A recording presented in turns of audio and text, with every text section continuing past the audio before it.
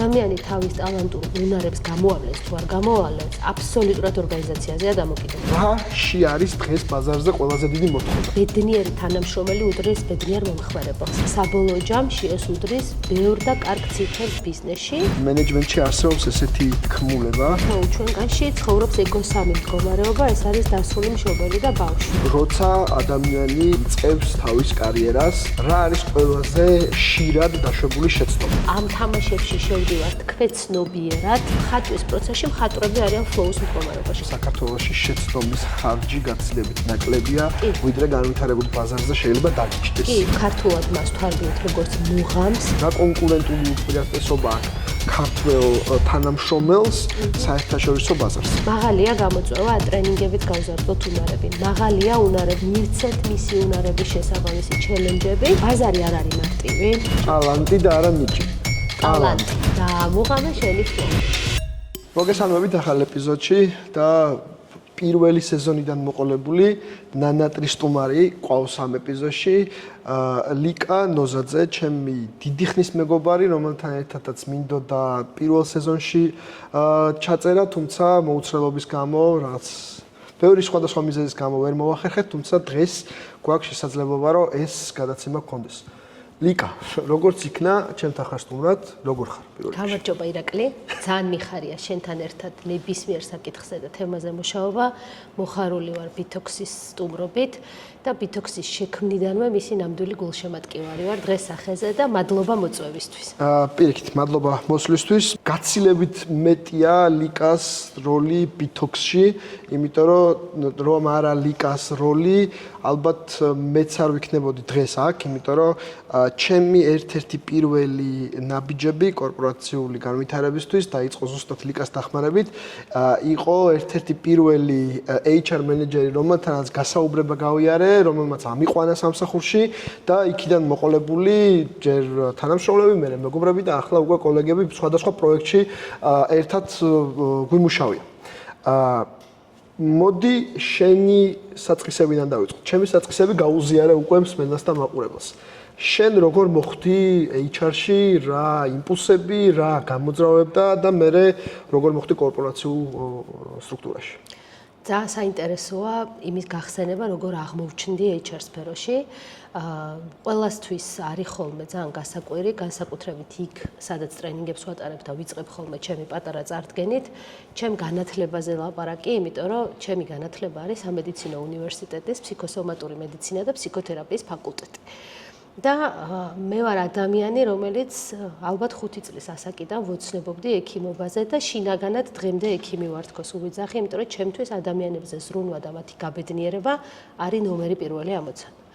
მეოთხე კურსის სტუდენტი ვიყავი, როდესაც სრულიად შემთხვევით მოვხვდი ახლა ერთ-ერთ ლიდერ და მაშინაც ძალიან დიდ კომპანიაში, ეს იყო ავერსი, ფარმაცევტული კომპანია, სადაც მე მოვხვდი სტაჟიორად HR-ში და მყავდა მხოლოდ ერთი ხელმძღვანელი, HR-ში იყო ერთი ჰედი, რომელსაც სჭირდებოდა ინტერნი და გვეძახდნენ ფსიქოლოგებს. ტერმინი HR-ი მაშინ ძალიან უცხო და ძალიან ახალი იყო ბაზარზე. ჩემი კარიერა დაიწყო ჩემი მეოთხე კურსის სტუდენტობიდან და საკმაოდ რთული იყო ალბათ ის წლები, იქედან გამომდინარე, რომ ძალიან ბევრი დატვირთული მეცადინეობების პარალელურად ძალიან დატვირთული გრაფიკით მუშაობდი ავერსში. უბრალოდ ავერს აქ არაჩვეულებრივი მიდგომა, რომ სწავლას და განვითარებას ყოველთვის ხელს უწყობს და რაღაცნაირად ამ ლექციებზე სიარულის მწვანე შუქი მქონდა ჩემი მენეჯერისგან და დამფუძნებლისგან, შესაბამისად მოსვლის რეჟიმში ვიყავი ლექციებსა და სამსახურს შორის. დაახლოებით 3 წელიწად-ნახევარი ვიმუშავე ავერსში, სადაც ინტერნობიდან 3 თვეში გავხდი რეკრუტინგის და განვითარების მენეჯერი და ეს იყო ალბათ ერთ-ერთი ყველაზე მაგარი გამოცდილება და მე ყოველთვის მადლიერი ვიქნები ავერსის, იმიტომ რომ პირველ სამსახურს აქვს უდიდესი მნიშვნელობა, რომელიც გვიყალიბებს ჩვენ იმ მიდგომებს, რასაც მე მთელი ცხოვრება ვიყენებთ მუშაობის პროცესში და ძალიან დიდი დისციპლინა და ორგანიზებულობა ავერსმა ჩამომიყალიბა. Workaholism მე თვითონვე თავიდანვე მქონდა. და უბრალოდ ავერსმა ეს ჩემი ვერკაჰოლიზმი დაინახა და ჩემი საქმისადმი დამოკიდებულება ნამდვილად დააფასა იმ მხრივ, რომ სულ მეძლეოდა შესაძლებლობა ჩემი გამოცდილებები გამომეყენებია. იმ პერიოდში ვსწავლობდით მეოთხე კურსზე ფსიქოდიაგნოსტიკას და ეგ იყო პერიოდი, როდესაც საქართველოში და ვლაპარაკობ 2003-2006 წლების პერიოდზე, როდესაც ფსიქოლოგიური ტესტებით ადამიანების რეკრუტინგი იყო ყველაზე პოპულარული. თუ რამე ტესტს ვსწავლობდით უნივერსიტეტში, ყველას გამოყენების შესაძლებლობა მქონდა ავერში და იყო უმნიშვნელოვანი ეს გამოცდილება იმ მხრივ, რომ რაოდენობრივად და ციფრებით რო შევხედოთ, 800 ადამიანი დამხვდა კომპანიაში და 2800 კაცამდე დავტოვე. ანუ 3 წელიწადში მთელი ეს რეკრუტინგის პროცესი ჩემი მონაწილეობით განხორციელდა, რა თქმა უნდა, ჩემ არაჩვეულებრივ ხელმძღვანელთან ერთად, რომელსაც მე დღემდე ჩემს HR დედას ვეძახი მოკლედ. ეს იყო მოკლედ ავერსის გამოცდილება.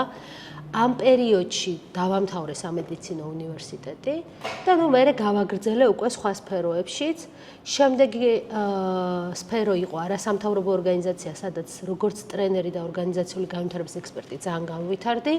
მერე იყო ის არაჩვეულებრივი ბანკი, რომელშიც მე და შენ გავიცანით ერთმანეთი და წარმატებულად ვიმუშავეთ და ჩემ კარიერაში VTB ბანკმა 11 წელი იარსება და ყოველთვის ვამბობ, რომ კორპორატიულ კულტურასთან ადამიანის ფასეულობების შეთავსება არის ის, რაც ადამიანს დიდი ხანი აჩერებს ორგანიზაციაში და ჩემთვის ეგ იყო VTB. იყო ასევე ავტოინდუსტრიის წარმომადგენელი კომპანია Tegeta Motors-ი, რომელიც დღემდე ძალიან მიყვარს და ძალიან გულშემატკივრობ და მერე უკვე იყო რიტეილის ინდუსტრია. ყველა ის დიდი მოთამაშე ჩამოთვალე, რომელსაც დღემდე ან მქონია, ან აქვს ძალიან დიდი წვლილი ქართულ ეკონომიკაში. და დღეს შენ ხარ დამოუკიდებელი ბიზნეს სუბიექტი და გაქვს შესაძლებლობა, რომ იმუშაო როგორც ძველ პარტნიორებთან და დამსაქმებებთან, ისე ახალ პარტნიორებთან და ახალ კლიენტებთან. ჩვენს ყველა ეპიზოდში მაქვს ხოლმე კითხვა ზუსტად ამაზე, რაზეც შენ ისაუბრე, რამდენად მნიშვნელოვანია მიიღო პირველადი გამოცდილება კორპორაციული, იმიტომ რომ ეს გაძლევს მიმართულებას, ცოდნას, თუნდაც რაღაც შეცდომების დაშვებაზე უკვე სავარაუდო პასუხებს, იმიტომ რომ ჩვენ უამრავი მომხმარებელი, უამრავი მსმენელი და მაყურებელი ყავს YouTube-ზე და სხვა სოციალურ ქსელებზე, რომლებიც სტარტაპერია და ეხლა იწყებს თავის ან კარიერულ პირველ ნაბიჯებს დგავს, ან თავის ბიზნესის პირველ საწყის ეტაპზე.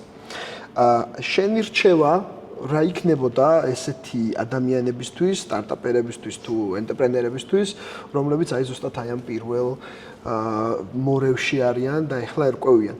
რა უფრო მნიშვნელოვანია, რომ აქცენტი გააკეთონ, რა თქმა უნდა, რეკომენდაციის დონეზე, რომ აქცენტი გააკეთონ კორპორატიულ გამოცდილებაზე, რომ ეს ცოდნა დააგროვონ, თუ არა, დაივიწყონ და მიყვნენ თავიანთ გზას, თავიანთ მიმართულებას.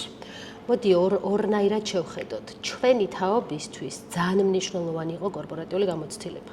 მე რომ არ მქონოდა ის გამოცდილებები, რაც მივიღე ჩემი 18 წლიანი full time HR-ობის პერიოდში, რომელიც წლებიდანაც ბოლო 12 წელი იყო HR დირექტორის პოზიციაზე და ბორდის წევრის პოზიციაზე, ვერასდროს ვერ შევძლებდი ალბათ საკუთარი წარმატებული ბიზნესის მართვას. და დღეს ესაა Talent Flow Management Consulting-ი, რომელიც 2019-ის ბოლოდან ემსახურება ორგანიზაციებს მენეჯმენტის, ორგანიზაციული განვითარების და სტრატეგიული განვითარების და ბოლო 2 წელია უკვე mental well-being-ის განვითარების კუთხით კორპორაციებს, თუმცა დღეს ცოტა სხვა მიდგომებია, აუცილებლად ვიტყვი გულწრფელად.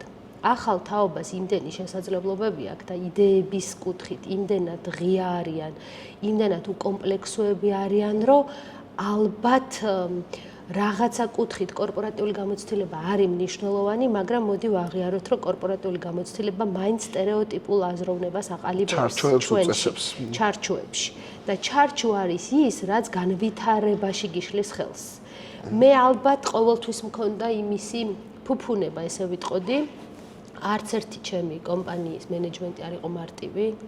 მარტივში გულისხმობ, ანუ ადვილად მათი დაყოლიება რაღაც გადაწყვეტილებების მიღებაზე არ იყო მარტივი, რაც მეორე მხრივ კარგია, იმიტომ რომ შენ როგორც ტოპ მენეჯერი სხვანაირად ვერ განვითარდები, მაგრამ ამ ადამიანებთან მუშაობამ მე მასწავლა, როგორ ვიყო მოკლე დროში არგუმენტების მიმწოდებელი და იმ გადაწყვეტილების წამომღები, რომელიც ორგანიზაციას და ადამიანებს ორგანიზაციაში ჭირდებათ. დღეს ცოტა სხვა მიდგომებია, იმდენად განვითარდა ციფრული სამყარო, იმდენად განვითარდა ხელოვნური ინტელექტი, იდეების განვითარება კიდევ უფრო შესაძლებელი გახდა. შესაბამისად, იმ თაობისთვის, ვინც უკვე შემოვიდა სამუშაო ბაზარზე და ეს არის Gen Z, ყველასთვის კარგად ცნობილი, რომელიც მე ძალიან მიყვარს, იმიტომ რომ ამ ადამიანებისგან ვსწავლობ სილაღეს, რომელიც მილენიალებს გვაკნია სამწუხაროდ ვაღიაროთ და არას თქმას. ამ ადამიანებს მე ვფიქრობ, რომ არც ჭირდებათ კორპორატიული გამოცდილება. თუმცა, ეგ არის ძალიან ინდივიდუალური. გააჩნია რა სფეროში და რა მიმართულებაში ხედავ განვითარებას. ნებისმიერ შემთხვევაში დიდი ორგანიზაციის წევრობა სხვანაირად გიყალიბებს ხედვას. ამიტომ ალბათ იდეალური იქნება გარკვეული მიქსის გამომუშავება, ცოტა ხანი კორპორაციაში, მერე ისევ რაღაცა ინდივიდუალური განვითარების კუთხით, ისევ ორგანიზაციაში, შემდეგ ისევ რაღაცა საკუთარი იდეების განვითარების კუთხით, იმიტომ რომ მთლად კორპორატიული გამოცდილების გარეშე ალბათ ძნელია, მე სულ ვიძახი, რომ განსაკუთრებით მენეჯმენტ კონსალტინგში რანაირად შეიძლება იყო მენეჯმენტის კონსულტანტი თუ არ გიმუშავია ტოპ მენეჯერულ პოზიციაზე.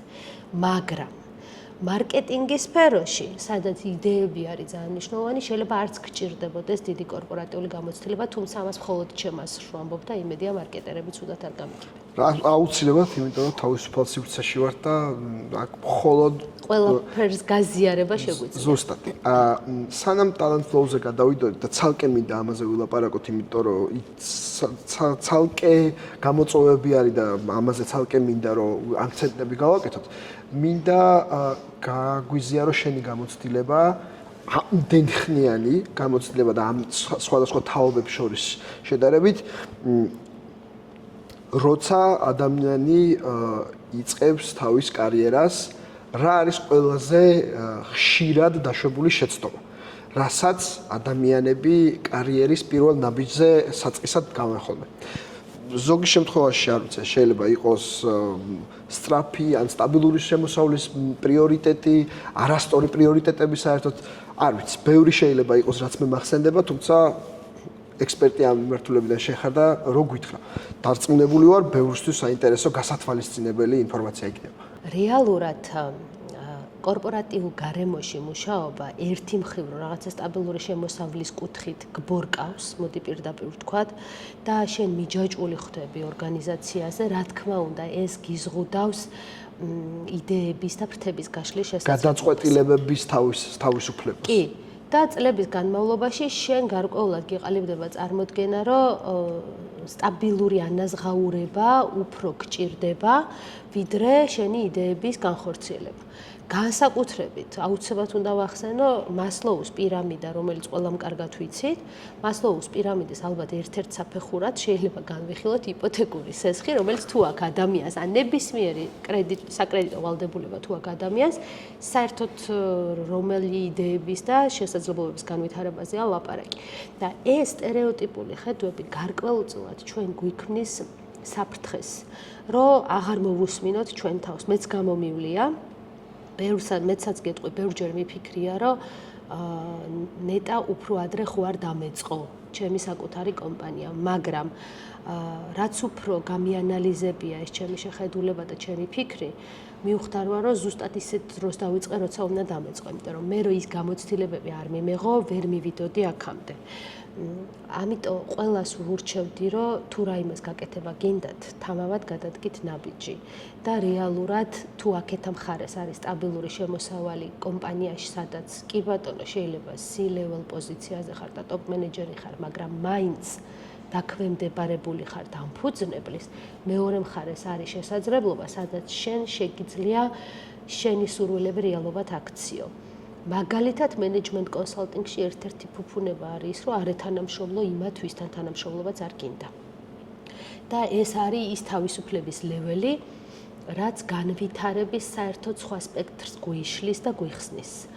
ამიტომ ადამიანებს ვურჩევდი, რომ საკუთარ თავს მოусმინეთ და მაქსიმალურად შეეცადეთ, რომ სტერეოტიპული აზროვნების მსხვერპლი არ გახდეთ, იმიტომ რომ ეს არის ის, რაც არ მინდა ეს ტერმინი გამოვიყენო, მაგრამ რეალურად მონობისკენ გვიბიძგებს და მე უცებ შეიძლება დამოკიდებულებისკენ ხო, რაღაცაზე დამოკიდებული, როდესაც შეხტები ერთ მშვენიერ დღეს შეიძლება აღმოჩნდე 40 პლუს ასაკში და მივხვდე, რომ რაღაცეები უფრო ადრე რომ ექნა, დღეს უფრო წარმატებული ვიქნებოდი. ერთ-ერთ კომპანიაში მუშაობის დროს მივიღე მეც გადაწყვეტილება საკუთარი ორგანიზაციის შექმნის, იმიტომ რომ მივხვდი, რომ არასოდეს არ გვაქვს გარანტია, არც მაშინ, როდესაც დიდი ორგანიზაციის, წარმატებული ორგანიზაციის, ფინანსურად მყარი ორგანიზაციის გუნდის წევრებიც კი, როდესაც ვართ, ტოპ მენეჯმენტის წევრები, როცა ვართ და ბორდის შემადგენლობაში შევდივართ, აქაც არ გვაქვს გარანტია, რომ ხვალზე გრამე არ შეიცვლება, ამიტომ თავისუფლება არის ის, რასაც შენი ხელებით და შენი გონებით ქმნი ადამიანი. თუმცა მსმენელის და მაყურებლის გასაგონად ვიტყოდი, რომ იყო პერიოდი, როცა მე თვითონაც აქტიურად ურჩევდი, რომ თუ გაქვთ სურვილი აუცილებლად თქვენი გააკეთეთ, გადადგით ეს ნაბიჯი, მაგრამ დროთა განმავლობაში მე თვითონაც ვისწავლე და აღმოვაჩინე ადამიანები, რომელთათვისაც თავისუფლება არის სტაბილურობა და კომფორტი და ბედნიერება არის სტაბილურობა. ამიტომაც მსმენელის და მაყურებლის გასაგონად ვიტყოდი ისევ. თუ თქვენ თავს ბედნიერად გრძნობთ კორპორატიულ სტრუქტურაში და ის სტაბილურობა რაც გაქვთ, ის არის თქვენთვის ბედნიერების მომტანი, მაშინ არც იფიქროთ რაღაც დამოუკიდებლის ახალი გამოწვევებისთვის, იმიტომ რომ ეს ბედნიერს არ გამყოფებთ და პირიქით ეს შეიძლება რაღაცა ფრუსტრაციის მიზეზი გახდეს. ამიტომაც ჩვენ არ მოგიწოდებთ არც ერთ შემთხვევაში, რომ რაღაც ისეთი ნაბიჯები გადადგათ, რომელიც თქვენთვის იქნება არაკომფორტული გარემოს შექმნელი. არამედ პირიქით. მაგრამ როგორც ლიკა ამბობს, თუ თქვენ ფიქრობთ, რომ თქვენ გაცილებით ბედნიერები იქნებით, რომ 24/7-ზე გქონდეთ კონტაქტი თქვენი საქმიანობისთვის, შვებულებები ვერ დაგეგმოთ, იმიტომ რომ როცა არის დასვენების სეზონი, თქვენი ბიზნესისთვის ზუსტად მაშინ არის აქტიური სეზონი და ეს ყველაფერი მაინც ბედნიერებას მოგანიჭებთ, მაშინ ალბათ ენტერპრენერობა და ბიზნესის მართვა არის თქვენი საქმიანობა და ამ შემთხვევაში შეგიძლიათ იყოთ თავისუფალი თქვენს გადაწყვეტილებებში. მოდი დაუბრუნდეთ Talent Flows. ლიკა ნოზაძემ გადაწყვიტა, რომ თავისი დამოუკიდებელი კომპანია შეექმნა, რომელიც კონსულტირებს ბიზნესებისთვის HR-ის, გუნდის ფორმირების, კორპორატიული მართვის და ადმინისტრების მიმართულებით. რაში არის დღეს ბაზარზე ყველაზე დიდი მოთხოვნა? რა საჭიროებები არის კორპორაციებს შორის დაკვეთა, რაც შენთან მოდის ხოლმე?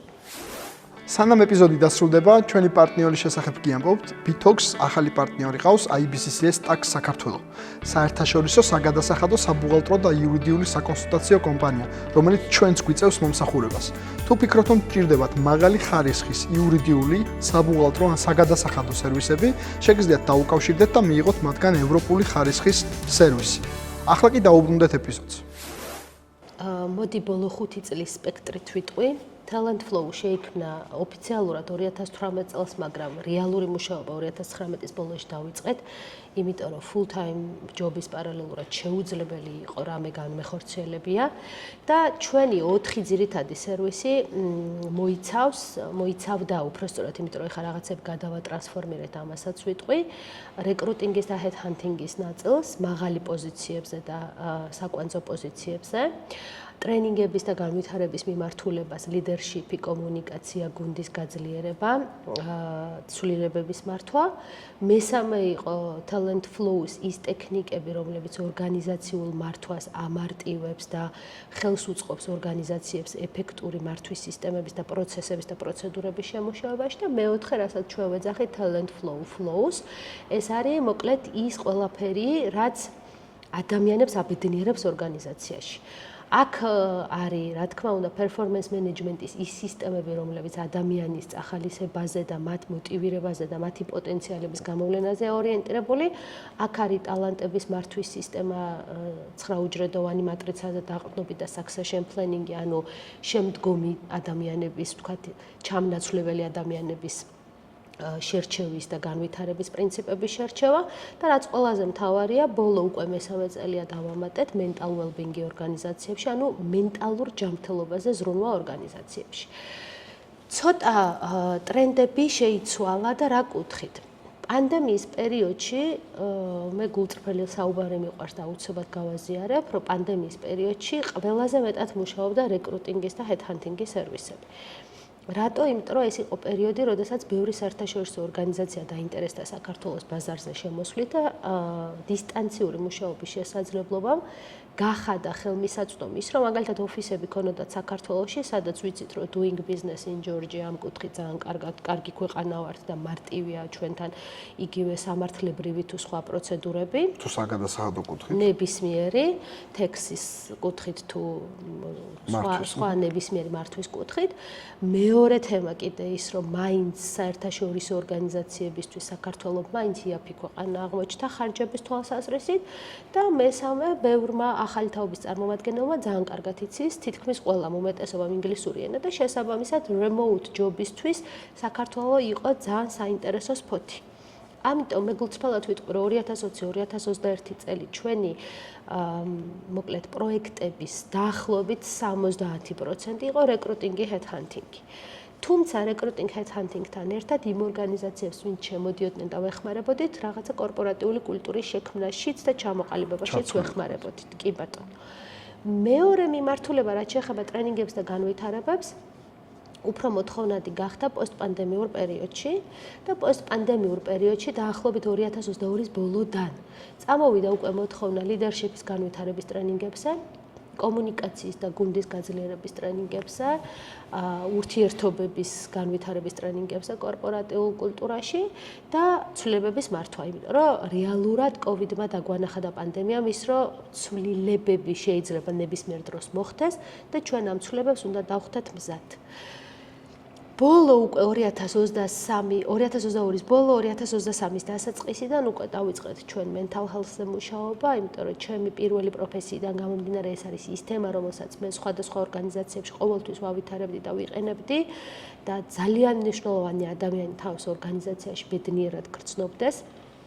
შეიძლება ცოტა ისე ჟღერდეს, რომ რომელ ბედნიერებაზეა ლაპარაკი ორგანიზაციებში, სადაც დასტრესილები არიან ადამიანები, სწორედ იმიტომ, რომ საქართველოში სტრესის ლეველი მაღალი გვაქვს უფრო ვიდრე ნებისმიერ სხვა ქვეყანაში, ზოგადად ორგანიზაციებში სტრესის ლეველი მაღალია, კიდევ უფრო მნიშვნელოვანია მენტალურ ჯანმრთელობაზე ზრუნვა.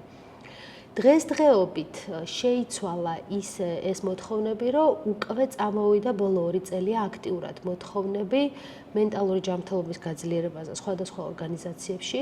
გულწრფელად გეტყვით, რომ უფრო ბრენდის განვითარებაზე ორიენტირებული ორგანიზაციები, მომხმარებელზე მზრუნველი ორგანიზაციები და კარგი ბრენდი ვინც არის საქართველოში, ესეთი ორგანიზაციები გვიკვეთავენ. ვისთვისაც მნიშვნელოვანი არის, ვისთვისაც ადამიანები მნიშვნელოვანია. ვისაც ესმის, რომ ბედნიერი თანამშრომელი უდრის ბედნიერ მომხმარებელს და საბოლოო ჯამში ეს უდრის ბევრ და კარგ ციფრებს ბიზნესში. ამიტომ ჩვენ ვემუშავებით ორგანიზაციებს, ვინც თავიანთ თანამშრომლებზე ნამდვილად ზრუნავენ, ვისაც მისი თანამშრომლის ბედნიერება პრიორიტეტად აქვს და ვემუშავებით როგორც ვერქშოპებით, ასევე მასტერკლასებით, ასევე ტრენინგებით და ხანგრძლივი პროექტებიც გვაქვს და ამ პროექტების ნაწილში იგულისხმება ორგანიზაციული დიაგნოსტიკა, სტრუქტურის გამართვა, იმიტომ რომ მენტალური ჯანმრთელობა არ არის მხოლოდ სტრესის მართვა, ან სხვადასხვა ტექნიკების მიცემა ადამიანებისთვის, როგორ მართონ თავიანთი ემოციები.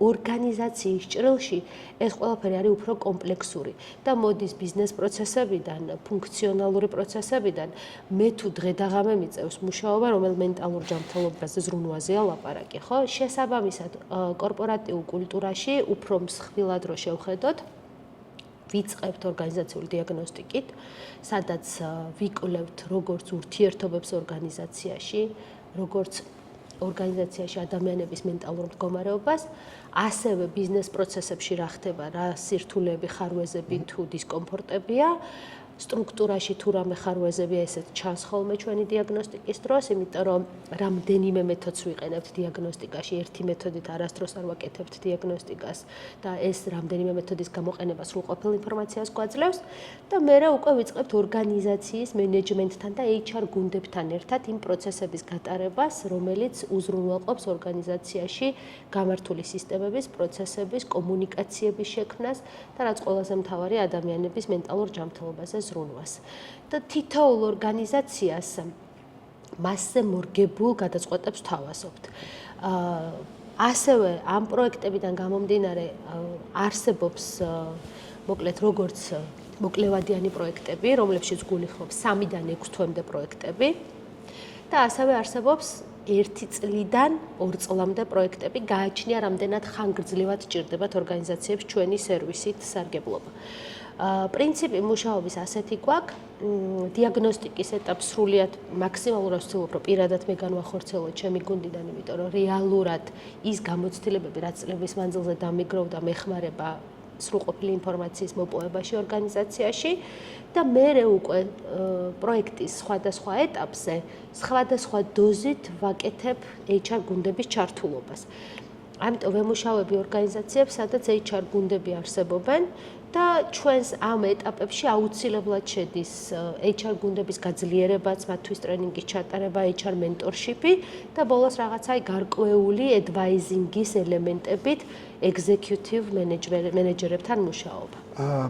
ბევრჯერ გვილაპარაკია ჩვენ ეთერს მიღმაც, რომ გარდა კორპორაციული ჯანმრთელობაზე ზრუნვისა უკვე ახსენე შენ თვითონ რომ ლიკას აქვს თავისი პირველადი პროფესიიდან გამომდინარე ფსიქოთერაპიული სესიების მოთხოვნილება. Talent flow რასაპირებს ამ მიმართულებით, რამდენად ექნება ეს სერვისებში, რომ კორპორაციულის გარდა კონდეს შესაძლებლობა იმუშაოს თავის პირველად პროფესიაში. მადლობა ამ კითხვისთვის, ჩემთვის ძალიან მნიშვნელოვანი კითხვაა. 2020 წლიდან პირადად მე ვატარებ ინდივიდუალურ თერაპიის სესიებს. ძირითადად ორ მიმართულებას ვიყენებ ამ კუთხით. ერთი არის პოზიტიური ფსიქოლოგია და talent flow-ს სახელში ბევრია პოზიტიური ფსიქოლოგიიდან.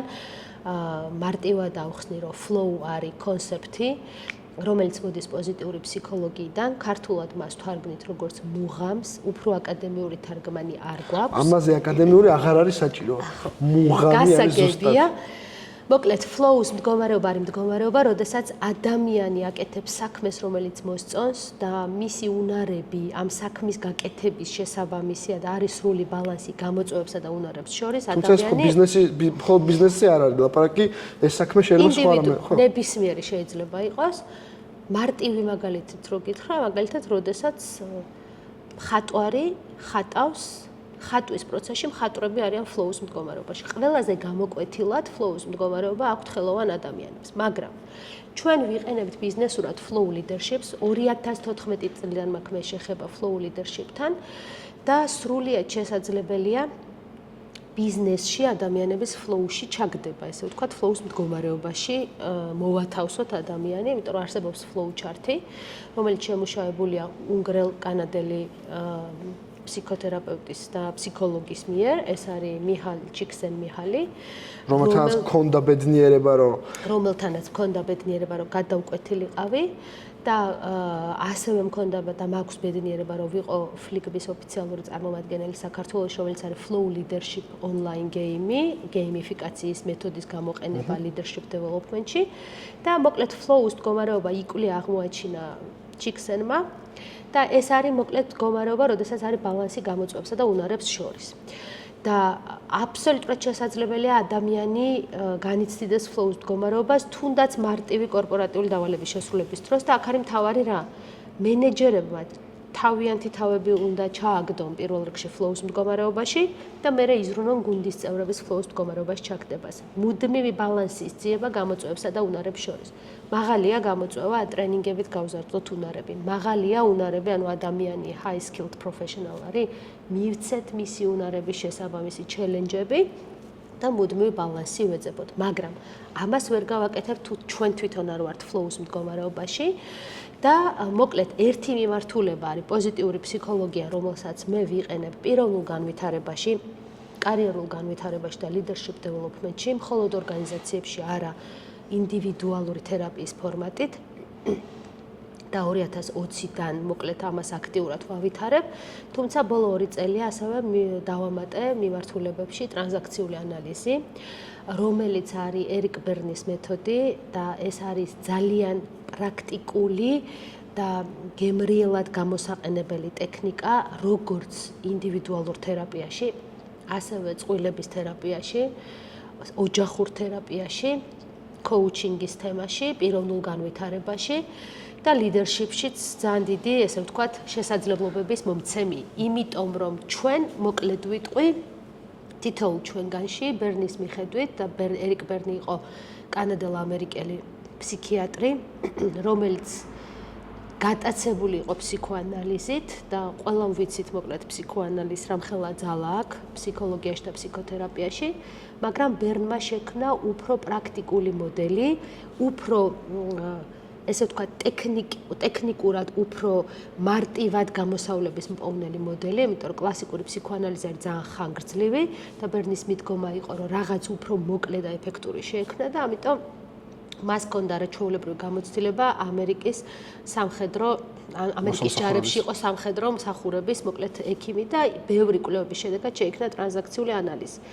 მარტივად რო ვთქვათ, ეს რა თქმა უნდა ნებისმიერ ინდივიდუალურ ურთიერთობებში ძალიან ეფექტური ტექნიკაა და ფსიქოთერაპიაში არაჩვეულებრივად გამოვიყენებთ მას. მე პირადად 2 წელია უკვე ამის practicing-ს ვაკეთებ და მოკლედ რო ავხსნათ, თითოეულ ჩვენგანში ცხოვრობს ego-3 მდგომარეობა, ეს არის დასრული მშობელი და ბავშვი.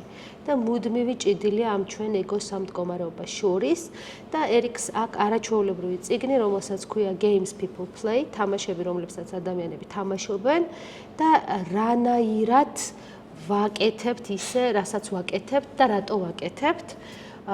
ორგანიზაციებში ამაზე დაკვირვება არის ერთი დიდი სიამოვნება, იმიტომ რომ ამ თამაშებში შევდივართ ქვეცნობიერად და ჩვენი ego state-ების მუდმივი ჭიდილი შვება ამ ყველაფერს და ალბათ დასთან ერთად ეს ეტაპებიც იცვლება და სხვადასხვა stage-ებზე გადადიხარ. პიროვნული განვითარებაში ზუსტად ეს ეფექტი აქვს ტრანზაქციულ ანალიზს, რომ win-win relationship-ი მოკლედ რო ვთქვათ, არის იქ, სადაც არის adult-სა და adult შორის კომუნიკაცია. და პირველი რაც უნდა გავიაზროთ, ურთიერთობა, სადაც ჩვენ დისკომფორტი გვაქვს, იმ ურთიერთობაში, რომელ ეგოს მდგომარეობაში ვართ და მეორე მხარე, რომელი ეგოს მდგომარეობაშია. და მაქსიმალურად ვიზრუნოთ იმაზე, რომ ჩვენი თავი გადავიყვანოთ adult-ის მდგომარეობაში და მეორე მხარეც მოკლედ გადამოვიყვანოთ adult-ის მდგომარეობაში და ეს არის რა თქმა უნდა ფსიქოთერაპიული ჩარევის ამბავი და არაჩვეულებრივად მუშაობს მათ შორის წყვილების და ოჯახურ თერაპიებში. იმაზე ხაზგასასმელად რამდენად მნიშვნელოვანია ეს თემები შენთვის, დარწმუნებული ვარ, რომ განსაკუთრებით მაყურებელი დაინახავდა იმ ნაპერწკლებს, როცა აი ამ თემაზე ლაპარაკობ შენ, რამდენად უფრო ჩართული ხარ და ემოციური კავშირი გაქვს ამ ყველაფერთან. ასე რომ ვიცი შესიები, რამდენად საინტერესო იქნება და თუ დაინტერესდებით ან დაგჭირდებათ ლიკასთან დაკონტაქტება, შეგიძლიათ დააკომენტაროთ ამ ვიდეოზე ან დაგვიკავშირდეთ და ჩვენ ვეცდებით, რომ მაქსიმალურად მოკლე გზა მიგასწავლოთ ლიკამდე. ყველა ეპიზოდში ჩვენ სტუმრებს ვეკითხებით ხოლმე საქართველოს უპირატესობების შესახებ, მათი მიმართულებების შესაბამისად. გვილაპარაკია საქართველოს როგორც გეოგრაფიული მდებარეობის შესახებ, გვილაპარაკია საქართველოს როგორც საგადასახადო იურისდიქციის შესახებ, ბევრი სხვადასხვა მიმართულებით, ეს იქნება სოფლის მეურნეობა, თუ ლოჯისტიკა, თუ წარმოება, თუ ასე შემდეგ. დღეს მაქვს შესაძლებლობა დავსვა კითხვა, რომელიც ალბათ დიდი ხანია მაწუხებს და მოვისმინო შენი აზრი. როგორ ფიქრობ, როგორც გუნდის ფორმირებისთვის საქართველოს რა უპირატესობები აქვს, როგორც ლოკალური საქმიანობისთვის, ასევე საერთაშორისო ბიზნესისთვის და საერთაშორისო ბაზრებისთვის, საქართველოს როგორც ადამიანების და გუნდების ფორმირებისთვის რა უპირატესობებით სარგებლობს? გოლდშფალად გეტყვი, არ არის მარტივი ბაზარი. არ არის მარტივი გააგებინო აქ ბაზარს რაღაცების მნიშვნელობა, მაგალითად მე როდესაც ფლოუზე ლაპარაკი დავიწყე, ცოტა ისე ეჭვის თვალით ვიყურებდნენ, მაგრამ დღეს უკვე იმ კომპანიებმა ყველა მიცის ფლოუს მნიშვნელობა და აუცილებლად მინდა გავიხსენო ჩვენი ერთ-ერთი ბიზნეს პარტნიორი და მეგობარი, ჩვენ მეგობრობთ ყველა იმ ორგანიზაციასთან, ვისთანაც Talent Flow მითანამშრომლა, სადაც კომპანიის დამფუძნებელი არის დაახლოებით 60+, ასაკის ადამიანი, არაჩვეულებრივი არქიტექტორი და მან მითხრა, რომ Flow-ში ჩამაგდა ეს fellow კაცი. ეს ფრაზა აუცილებლად უნდა ვთქვა, იმიტომ რომ ჩემთვის ძალიან დასამახსოვრებელი და ძალიან მამოტივირებელი იყო. დღესდღეობით ბაზარი არ არის მარტივი. მით უმეტეს მენეჯმენტ კონსალტინგში მე სულ ვამბობ, რომ იმაზე მეტი კონსალტინგ კომპანია გვაქვს, ვიდრე ამაზე მოთხოვნა არის ბაზარზე. მაგრამ ასევე ვამბობ, რომ ხარისხი ძალიან მნიშვნელოვანია. მე ყოველ შემთხვევაში მაქსიმალურად ვუყურებ ხარისხის მნიშვნელოვნებას და რატო შეიძლება იყოს ჩვენი ბაზარი უპირატესი.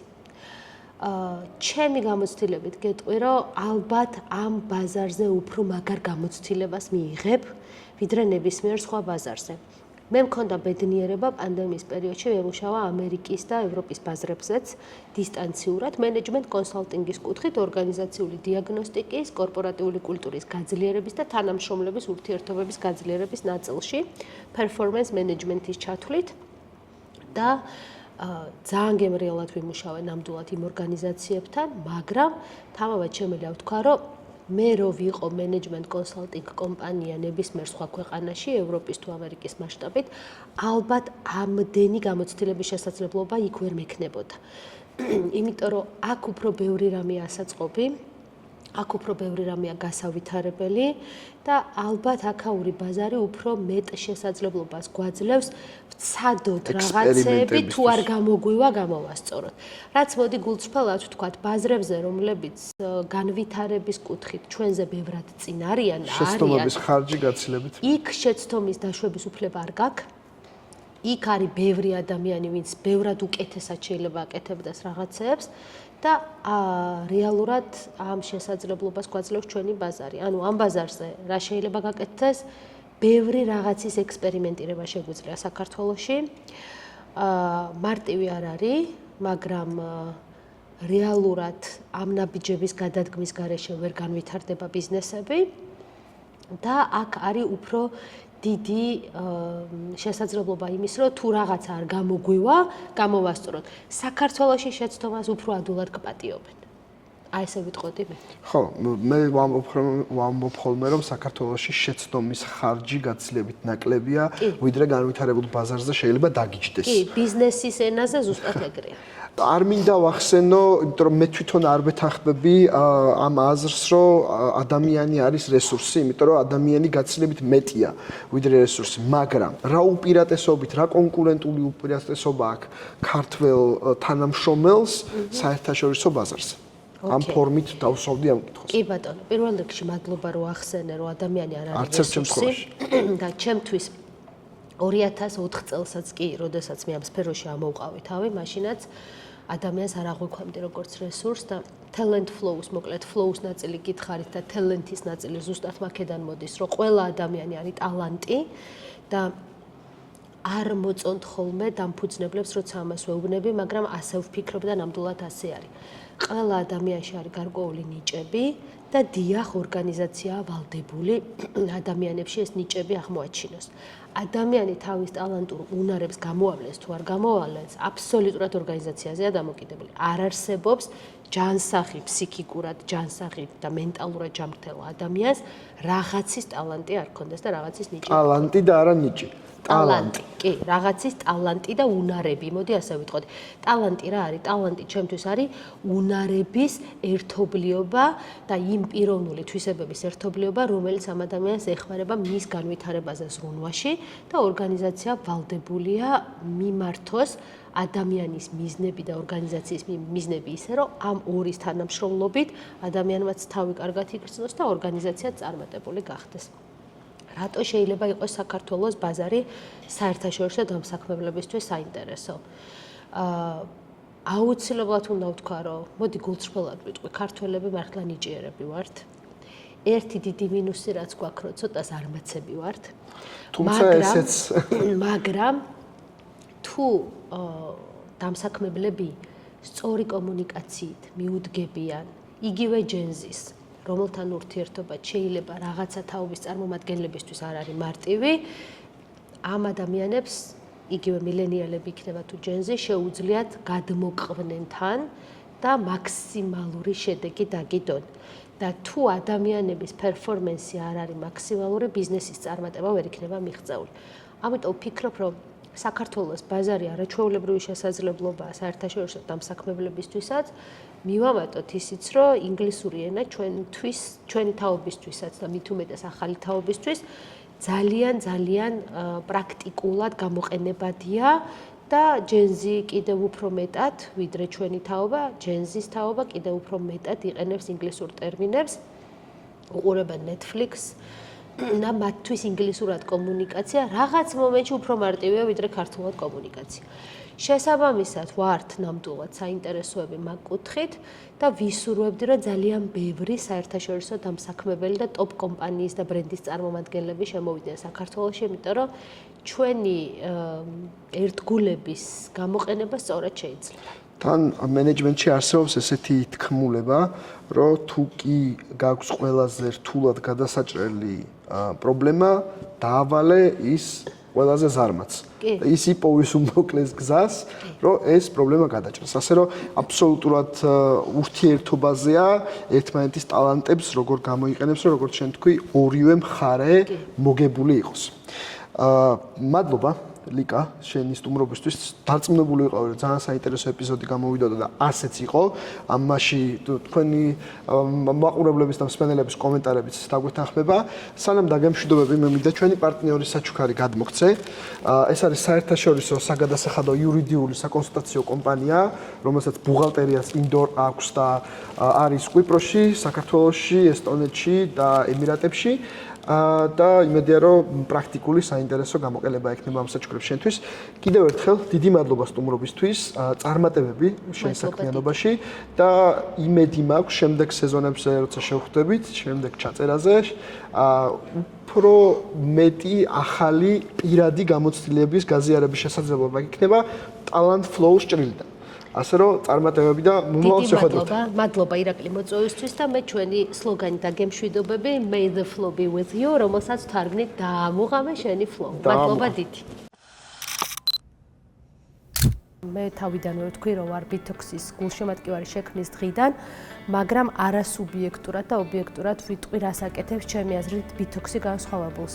ცნობიერების ამაღლებაზე მუშაობთ ბაზარზე, რაც უაღრესად მნიშვნელოვანია. და ეს ცნობიერების ამაღლების ჩანაწერები და სხვადასხვა ეპიზოდები, რომლებიც ბითოქსის მიერ კეთდება, რეალურად ხელს უწყობს ბაზარზე იმის დანახვას, თუ რა შესაძლებლობები აქვს ჩვენ ბაზარს, რა კონკურენტული უპირატესობები შეიძლება არსებობდეს საქართველოს ბაზარზე და ასევე მნიშვნელოვანი ინფორმაციის გაზიარება ხდება თქვენი დამსახურებით, როგორც სამუშაოს მაძიებლებისთვის, ასევე დამსაქმებლებისთვის. ერთი მხრივ დამფუძნებლებისთვის, ბიზნეს ოუნერებისთვის მნიშვნელოვანია, რომ ტრენდები ნახონ, რა ტრენდებია და რა ხდება ბაზარზე, შეიძლება იციან, მაგრამ ბიზნეს ოუნერები უფრო ცოტა ზედა ლეველზე მუშაობენ და შეიძლება რაღაც ინფორმაციასთან წვდომის შესაძლებლობა სწორედ ბითოქსის დამსახურებით ჰქონდეთ, ხოლო რაც შეეხება სამუშაოს მაძიებლებს, ან იმ ადამიანებს, ვინც სხვადასხვა ორგანიზაციებში წარმატებულად მუშაობენ, მაგრამ ცვლილებების განხილვის კუთხით შესაძლებლობების მონახაზი ნახონ, მათთვისაც მნიშვნელოვანი არის ბითოქსის მიერ მიწოდებული ინფორმაცია, იმიტომ რომ ყველაზე მნიშვნელოვანს, რასაც აკეთებთ, არის ცნობიერების ამაღლება და სხვადასხვა მიმართულებებზე აქცენტის გაკეთება, რომელსაც გულწრფელად ვიტყვი, რომ ჩემი აზრით სხვა მსგავსი გადაცემები არ იძლევა. დღევანდელ ეპიზოდში ვილაპარაკეთ, რამდენად მნიშვნელოვანია მუღამის გაჩენა. არ აქვს მნიშვნელობა ეს იქნება მართვის ნაწილში თუ ბიზნესის კეთების და ადამიანების დასაქმების ნაწილში, რამდენად მნიშვნელოვანია საქმიანობა განიჭებდეს სიამოვნებას და ბედნიერებას და მნიშვნელოვანი იყო ხაზის გასმა, რომ ეს არა მხოლოდ შენთვის როგორც დამსაქმებლისთვის არის მნიშვნელოვანი შექმნა ესეთი გარემო, არამედ დასაქმებულისთვისაც, რომ იმ გარემოში მოხვდეს და შესაბამისად ის აურა და ის მუღამი დაიჭიროს. განვიხილეთ განსხვავებული პირობები, როგორც ქართული ბაზრის, ისე საერთაშორისო ბაზრის და განვიხილეთ შევადარეთ ერთმანეთს საქართველოს როგორც დამსაქმებლის კუთხით, ისე დასაქმებულების კუთხით. ასე რომ ვფიქრობ, საინტერესო ინსაიტები, საინტერესო ინფორმაცია მიიღეთ ამ ეპიზოდიდანაც. ჩვენ გავაგრძელებთ სტუმრების საინტერესო სტუმრების მოწვევას და შემდეგ ეპიზოდში გელოდებით.